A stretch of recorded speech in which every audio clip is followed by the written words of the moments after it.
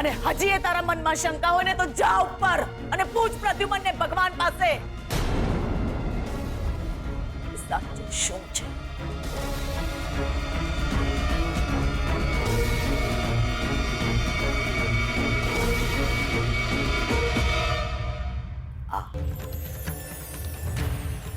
આ ખેદ છે પ્રદ્યુમનના મૃત્યુનો. તને શું લાગે છે હું તને આ બધી વાતો શેના માટે જણાવી રહી છું? તારાથી ડરી ગઈ છે? આહા ના, હું તને આ બધી વાતો એટલા માટે જણાવી રહી છું કારણ કે મારી દીકરીની જિંદગી છે તારા હાથમાં.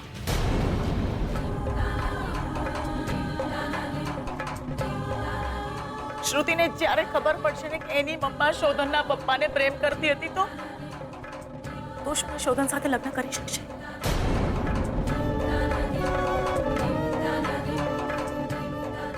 ના.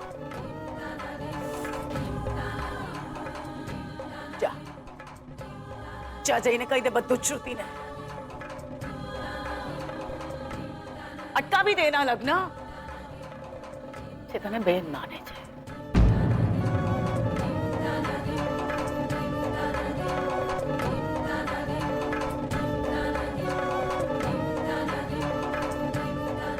વાત છોડ, પેટ તો તારી જિંદગીમાં ઘણા છે.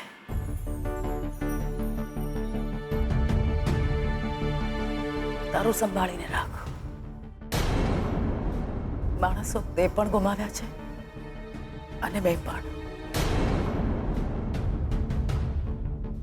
ગુમાવેલા માણસો કરતા ગુમાવેલા માણસોની વાતો વધારે તકલીફ આપે છે.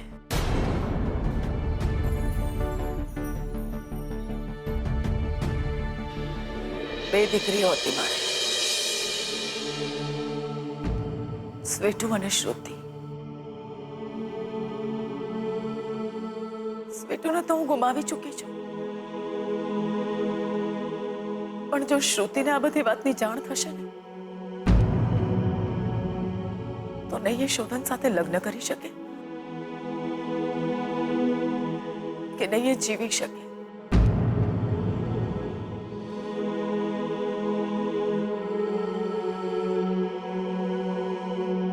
મારી દીકરીની જિંદગી હવે તારા હાથમાં છે.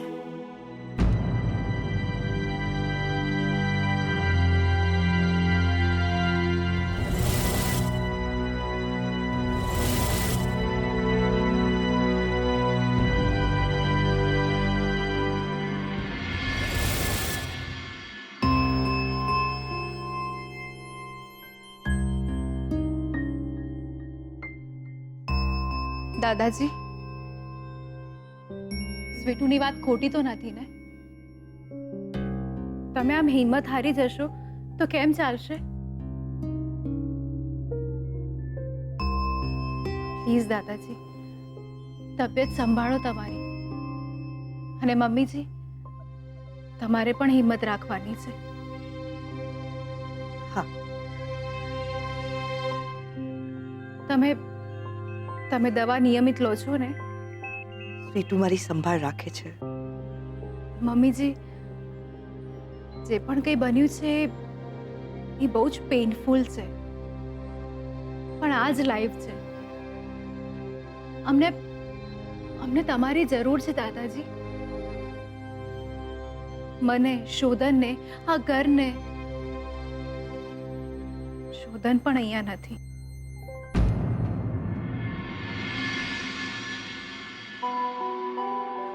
એક વાત કહું? સોરી, પણ મને તમારી આ વાતથી ખોટું લાગ્યું છે. આટલી મોટી વાત થઈ ગઈ પણ હજુ સુધી શોધનને આપણે નથી કહી. મને આ વાત ઠીક નથી લાગી રહી. આપણે શોધનને કહેવું જોઈએ.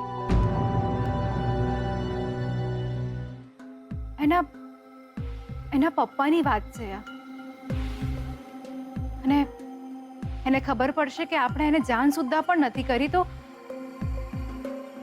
આઈ એમ સોરી.